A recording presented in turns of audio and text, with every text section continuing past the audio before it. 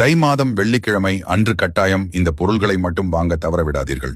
இந்த பொருள்களை வாங்கி வைப்பதினால் அம்மன் மற்றும் முருகனின் நடமாட்டம் உங்களது வீட்டில் தலைமுறை தலைமுறையாக இருக்கும். உங்களுக்கு முருகன் பிடிக்குக்கென்றால் ஆரோகரா என்று கூறி நம்ம முருகன் ஆராதனை சேனலை சப்ஸ்கிரைப் மற்றும் லைக் செய்து கொள்ளுங்கள். வெள்ளி அன்று கருப்பு எள் சிறிதளவு வாங்கி வையுங்கள். இது லக்ஷ்மி தேவிக்கு உயர்ந்தது மற்றும் தொழில் வளர்ச்சிக்கு உதவும். மஞ்சள் நிற ஆடைகள் வாங்கினால் மங்களம் உண்டாகும். தாமரை அல்லது செவ்வந்தி பூ வாங்கினால் கடன் பிரச்சனைகள் நீங்கும். பச்சை நிற கண்ணாடி வளையல் வாங்கி கோவிலில் பூஜை செய்து உங்கள் வீட்டில் பூஜை அறையில் 3 வளையல் மற்றும் கையில் 3 அல்லது 5 வளையல் அணிந்து கொண்டால் அம்மனின் முழு அருளும் உங்களுக்கு எப்பொழுதும் இருக்கும்.